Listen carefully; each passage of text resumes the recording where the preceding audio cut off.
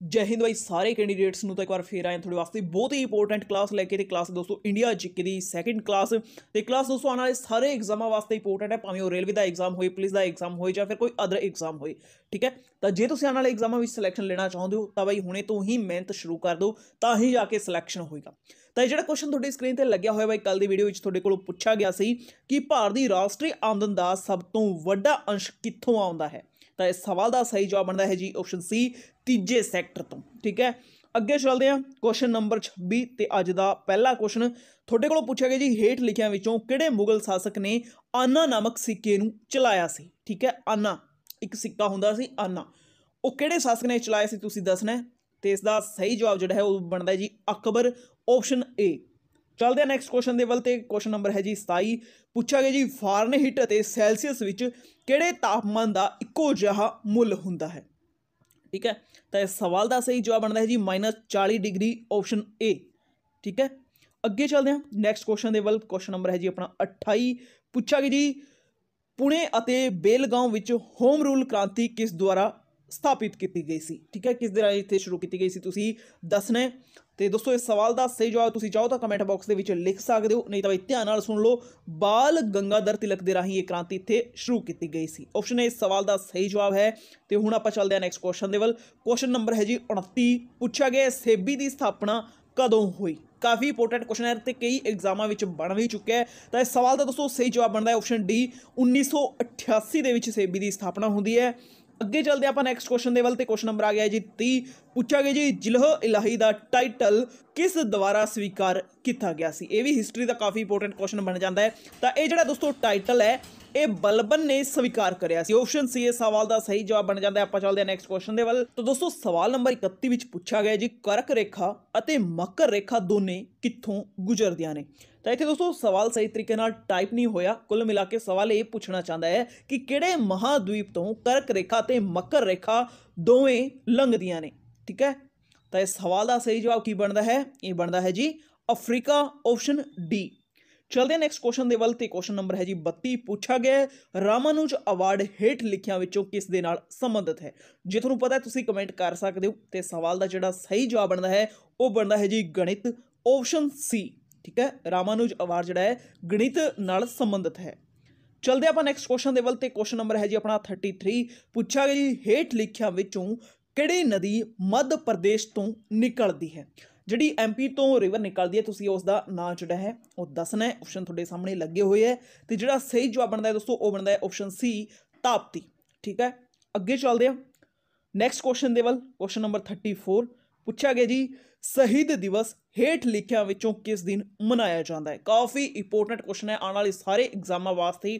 ਤਾਂ ਬਹੁਤ ਹੀ important question, ਸ਼ਹੀਦ ਦਿਵਸ ਹੇਠ ਲਿਖਿਆਂ ਵਿੱਚੋਂ ਕਿਸ ਦਿਨ ਮਨਾਇਆ ਜਾਂਦਾ ਹੈ। ਤਾਂ ਆਈ ਥਿੰਕ ਸਾਰਿਆਂ ਦੋਸਤੋ ਇਸ ਦਾ ਜਵਾਬ ਪਤਾ ਹੋਏਗਾ। ਸਹੀ ਜਵਾਬ ਬਣਦਾ ਜੀ ਆਪਸ਼ਨ ਬੀ, 30 ਜਨਵਰੀ ਨੂੰ ਸ਼ਹੀਦ ਦਿਵਸ ਜਿਹੜਾ ਹੈ ਉਹ ਮਨਾਇਆ ਜਾਂਦਾ ਹੈ। ਚਲਦੇ ਆਪਾਂ ਦੋਸਤੋ ਨੈਕਸਟ ਕੁਐਸਚਨ ਦੇ ਵੱਲ। ਕੁਐਸਚਨ ਨੰਬਰ ਆਪਣਾ ਆ ਗਿਆ ਜੀ 35, ਪੁੱਛਿਆ ਗਿਆ ਜੀ ਹਵਾ ਦੇ ਤੇਜ਼ ਵੇਗ ਨਾਲ ਬਣੇ ਰੇਤੀਲੇ ਟਿੱਬਿਆਂ ਨੂੰ ਕੀ ਕਿਹਾ ਜਾਂਦਾ ਹੈ।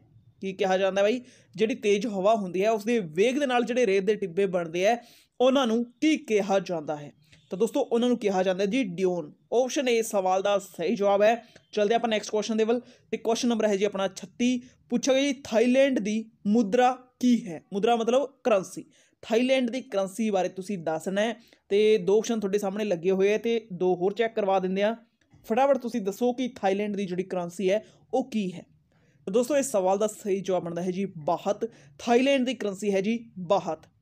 ਕੁਐਸਚਨ ਨੰਬਰ 37, ਪੁੱਛਿਆ ਗਿਆ ਜੀ ਕਿਹੜੇ ਮੰਦਿਰ ਨੂੰ ਬਲੇਕ ਪੈਗੋਡਾ ਦੇ ਨਾਮ ਦੇ ਨਾਲ ਵੀ ਜਾਣਿਆ ਜਾਂਦਾ ਹੈ। ਵੈਰੀ ਵੈਰੀ ਇੰਪੋਰਟੈਂਟ ਕੁਐਸਚਨ, ਕਿਹੜੇ ਮੰਦਿਰ ਨੂੰ ਬਲੇਕ ਪੈਗੋਡਾ ਦੇ ਨਾਮ ਦੇ ਨਾਲ ਜਾਣਿਆ ਜਾਂਦਾ ਹੈ। ਆਪਸ਼ਨ ਤੁਹਾਡੇ ਸਾਹਮਣੇ ਲੱਗੇ ਹੋਏ ਹੈ। ਤੇ ਦੋਸਤੋ ਜਿਹੜਾ ਸਹੀ ਜਵਾਬ ਬਣਦਾ ਹੈ ਉਹ ਬਣਦਾ ਹੈ ਆਪਸ਼ਨ ਏ, ਸੂਰਿਆ ਮੰਦਿਰ ਜਿਹੜਾ ਕੋਣਾਰਕ ਵਾਲਾ ਹੈ ਉਹਨੂੰ ਹੀ ਬਲੇਕ ਪੈਗੋਡਾ ਕਿਹਾ ਜਾਂਦਾ ਹੈ। ਸੂਰਿਆ ਮੰਦਿਰ ਕੋਣਾਰਕ। ਠੀਕ ਹੈ, ਇਸ ਸਵਾਲ ਦਾ ਸਹੀ ਜਵਾਬ ਬਣ ਜਾਂਦਾ ਹੈ। ਆਪਾਂ ਚੱਲਦੇ ਹਾਂ ਨੈਕਸਟ ਕੁਐਸਚਨ ਦੇ ਵੱਲ। ਕੁਐਸਚਨ ਨੰਬਰ 38, ਪੁੱਛਿਆ ਗਿਆ ਹੈ ਜੀ ਕਾਮਰੂਪ ਭਾਰਤ ਦੇ ਕਿਸ ਖੇਤਰ ਦਾ ਪ੍ਰਾਚੀਨ ਨਾਮ ਹੈ। ਕਾਮਰੂਪ ਜਿਹੜਾ ਹੈ ਭਾਰਤ ਦੇ ਕਿਹੜੇ ਖੇਤਰ ਦਾ ਪੁਰਾਣਾ ਨਾਮ ਹੈ ਤੁਸੀਂ ਦੱਸਣਾ ਹੈ। ਆਪਸ਼ਨ ਤੁਹਾਡੇ ਸਾਹਮਣੇ ਲੱਗੇ ਹੋਏ ਹੈ। ਤੇ ਸਹੀ ਜਵਾਬ ਦੋਸਤੋ ਬਣਦਾ ਹੈ ਆਪਸ਼ਨ ਡੀ, ਆਸਾਮ। ਠੀਕ ਹੈ, ਆਸਾਮ ਨੂੰ ਹੀ ਕਾਮਰੂਪ ਕਿਹਾ ਜਾਂਦਾ ਸੀ। ਤੇ ਇਸ ਦੇ ਬਾਰੇ ਤੁਸੀਂ ਰੀਡ ਕਰ ਸਕਦੇ ਹੋ। ਆਪਣੇ ਗੁਰੂ ਨਾਨਕ ਦੇਵ ਜੀ ਦੀ ਜਿਹੜੀ ਉਦਾਸੀਆਂ ਹੈ ठीक है, उस दे विच इसका जिक्र आता है कामरूप का। अगे चलते हैं नैक्सट क्वेश्चन के वल। क्वेश्चन नंबर है जी 39, पूछा गया है जी भारत का किहड़ा ब्रिटिश वायसराय 1884 विच लागू किए गए एल्बर्ट बिल दे नाल संबंधित है। ठीक है, तो एल्बर्ट बिल दे नाल संबंधित ब्रिटिश वायसराय बारे तुसीं दसना है। ऑप्शन इत्थे लगे हुए है। तो सही जवाब दोस्तों की बनता है? सही जवाब बनता है लॉर्ड रिपन। ठीक है, ऑप्शन बी इस सवाल का सही जवाब है। लॉर्ड रिपन जिहड़ा है दोस्तों ये ब्रिटिश वायसराय सी जिहड़ा 1884 दे विच लागू किए गए एल्बर्ट बिल दे नाल संबंधित है। अगे चलते हैं नैक्सट क्वेश्चन के वल। क्वेश्चन नंबर है जी 40, पूछा गया आम तौर पर बुद्ध साहित्य किस भाषा विच लिखिया गया सी? बुद्ध साहित्य जिहड़ा है किहड़ी भाषा विच लिखिया गया सी तुसीं दसना है। तो ऑप्शन तुहाडे सामने लगे हुए है। सही जवाब दोस्तों आई थिंक काफ़ी कैंडिडेटां नूं पता होएगा क्योंकि ये क्वेश्चन कई बार एग्जामां विच बन चुके हैं। सही जवाब है जी ऑप्शन सी पाली। ठीक है, चलते हैं नैक्सट क्वेश्चन वल। क्वेश्चन नंबर 41, पूछा गया जी हेठ लिखियां विचों किसने घोषणा की सी कि कोविड-19 एक महामारी है? बहुत ही सिंपल क्वेश्चन है दोस्तों, फटाफट तुसीं इसका जवाब जिहड़ा है कमेंट बॉक्स के विच लिख देना है। तो किने अनाउंसमेंट करी सी भाई? ये करी सी WHO ने। ऑप्शन बी इस सवाल का सही जवाब बनता है। तो चलते हैं नैक्सट क्वेश्चन वल। क्वेश्चन नंबर 42, पूछा गया जी हेठ लिखियां विचों किहड़ा तत्त कालीबंगा तो पुरातत्व अवस्था विच नहीं मिलिया? इन्हां विचों किहड़ी चीज़ है जिहड़ी कालीबंगा दे विच नहीं मिली? ठीक है, ऑप्शन थोड़े सामने लगे हुए है। तो सही जवाब दोस्तों बनता है जी युगल समाधि। युगल समाधि जिहड़ी है कालीबंगा दे विचों नहीं मिली, बाकी काली चूड़ियां भी मिली सी, अग्निकुंड भी इत्थों मिले सी ते हल वाए हुए खेतों के सबूत भी इत्थों मिले सी, सिर्फ युगल समाधि जिहड़ी नहीं मिली। ऑप्शन बी इस सवाल का सही जवाब हो जाता है। चलते हैं नैक्सट क्वेश्चन के वल। ते क्वेश्चन नंबर 43, पूछा गया जी तुर्कों द्वारा किहड़ी पहली मस्जिद भारत दे विच स्थापित की गई सी? ये भी क्वेश्चन दोस्तों बहुत इंपोर्टेंट है। तो SSC दे विच कई बार क्वेश्चन रिपीट भी होया। तो सही जवाब दोस्तों की बनता है 43 क्वेश्चन का? तो सही जवाब बनता है दोस्तों कुवत उल इस्लाम। कुवत उल इस्लाम मस्जिद जिहड़ी है ये तुर्कों राही स्थापित की गई पहली मस्जिद सी। चलते हैं दोस्तों नैक्सट क्वेश्चन वल। क्वेश्चन नंबर 44, पूछा गया जी बक्सर की लड़ाई विच अंग्रेजी सेना की अगवाई किसने करी सी? बहुत इंपोर्टेंट क्वेश्चन। जिहड़ी बक्सर की लड़ाई सी उस दे विच अंग्रेजी सेना की अगवाई किने करी सी तुसीं दसना है। तो ऑप्शन देख लो बई, एक तो है लॉर्ड क्लीवे, तो उस तो बाद 3 ऑप्शन इत्थे लगे हुए है। ठीक है, तो की जवाब बनता बई?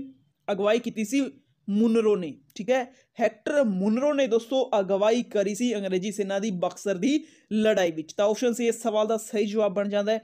तो आप चलते हैं नैक्सट क्वेश्चन वल। क्वेश्चन नंबर आ गया अपना 45, पूछा गया जी हेठ लिखिया विचों किहड़ा अंग ग्लाइकोजन नूं ग्लूकोज विच बदलदा है ते ब्लड नूं शुद्ध करदा है? क्वेश्चन मुड़ तो सुन लो, हेठ लिखिया विचों किहड़ा अंग ग्लाइकोजन नूं ग्लूकोज दे विच बदलदा है ते ब्लड यानी कि अपना जिहड़ा लहू हुंदा है उहनूं शुद्ध करदा है? तो ऑप्शन थोड़े सामने लगे हुए है। सही जवाब की बनता भाई? सही जवाब बनता है जी लिवर, जिन्हों जिगर कहा जाता है। ऑप्शन ए सवाल का सही जवाब है। चलते हैं नैक्सट क्वेश्चन वल। क्वेश्चन नंबर 46, पूछा गया है जी भारत विच मुस्लिम शक्ति की नींह रखने वाला युद्ध देश सी? ठीक है, भारत दे विच मुस्लिम शक्ति की नींह रखने वाला युद्ध किहड़ा सी तुसीं दसना है। ऑप्शन तुहाडे सामने लगे हुए है। दोस्तों हिस्टरी का काफ़ी इंपोर्टेंट क्वेश्चन है, तो आई थिंक सारिਆਂ ਨੂੰ इसका जवाब पता होएगा। सही जवाब है जी तरेन का दूजा युद्ध। ठीक है, इत्थे पृथ्वीराज चौहान जिहड़ा है मुहम्मद गौरी के हत्थों हार जाता है, तो इत्थे ही मुस्लिम शक्ति जिहड़ी है उसकी नींह इंडिया दे विच पै जाती है।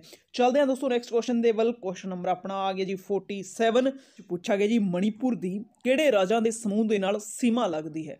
कुल मिला के क्वेश्चन पूछना चाहता है कि तुसीं दसना है जिहड़ा मणिपुर स्टेट है उसकी बाउंड्री किहड़े किहड़े स्टेटां नाल लगदी है। ठीक है, तो इधरों दोस्तों मान लो असम लगता है, ठीक है, उत्तों नागालैंड लगता है, तो इधरली साइड तो इत्थे लगता है थल्लियों, ठीक है, इतों असम हो गया, उत्तों नागालैंड हो गया, तो इधरों जिहड़ा लगता है वो लगता है मिजोरम। तो चैक कर लो भाई, असम आ गया, उस तो बाद नागालैंड आ गया, तो मिजोरम आ गया। तो ऑप्शन सी दोस्तों इस सवाल का सही जवाब बन जाता है। ठीक है, अगे चलते हैं next question level. Question number 48, पूछा गया उत्तर पश्चिम विच चंद्रगुप्त मौर्य के साम्राज्य का विस्तार कित्थों तक सी? ठीक है, तो कित्थों तक सी बई? हिंदू कुश पर्वत तक। ठीक है, यानी कि ऑप्शन डी इस सवाल का सही जवाब होंदा है हिंदू कुश रेंज। चलते हैं दोस्तों नैक्सट क्वेश्चन ਦੇ ਵੱਲ। क्वेश्चन नंबर है जी 49। ਪੁੱਛਿਆ ਗਿਆ ਜੀ ਹੇਠ ਲਿਖਿਆਂ ਰਾਜਾਂ ਦੇ ਵਿੱਚੋਂ ਕਿਹੜਾ ਰਾਜ ਸਭ ਤੋਂ ਜ਼ਿਆਦਾ ਰਾਜਾਂ ਦੇ ਨਾਲ ਆਪਣੀ ਸੀਮਾ ਸਾਂਝੀ ਕਰਦਾ ਹੈ। ਕੁੱਲ ਮਿਲਾ ਕੇ ਦੋਸਤੋ क्वेश्चन ਪੁੱਛਣਾ ਜਾਂਦਾ ਹੈ ਕਿ ਉਹ ਸਟੇਟ ਦਾ ਨਾਂ ਤੁਸੀਂ ਦੱਸੋ ਜਿਸ ਦੀ ਬਾਉਂਡਰੀ ਸਭ ਤੋਂ ਵੱਧ ਸਟੇਟਾਂ ਦੇ ਨਾਲ ਲੱਗਦੀ ਹੋਏ। ਤਾਂ ਆਪਸ਼ਨ ਦੇਖ ਲਓ ਬਾਈ। ਆਪਸ਼ਨ ਏ ਮੱਧ ਪ੍ਰਦੇਸ਼ ਹੈ, ਆਪਸ਼ਨ ਬੀ ਪੱਛਮ ਬੰਗਾਲ ਹੈ ਤੇ ਆਪਸ਼ਨ ਸੀ ਛੱਤੀਸਗੜ੍ਹ ਹੈ, ਆਪਸ਼ਨ ਡੀ ਰਾਜਸਥਾਨ ਹੈ। ਛੱਤੀਸਗੜ੍ਹ ਜਿਹੜਾ ਦੋਸਤੋ ਉਸ ਦੀ ਸਭ ਤੋਂ ਵੱਧ ਸਟੇਟਾਂ ਦੇ ਨਾਲ ਬਾਉਂਡਰੀ ਲੱਗਦੀ ਹੈ। ਅੱਗੇ ਚੱਲਦੇ ਹਾਂ। ਅੱਜ ਦਾ ਅਖੀਰੀ ਕੁਐਸਚਨ ਪੁੱਛਿਆ ਗਿਆ ਜੀ ਭਾਰਤ ਦਾ ਕਿਹੜਾ ਭਾਗ ਹੇਠ ਲਿਖਿਆਂ ਵਿੱਚੋਂ ਭੂਚਾਲ ਜ਼ੋਨ 5 ਦੇ ਅੰਤਰਗਤ ਆਉਂਦਾ ਹੈ।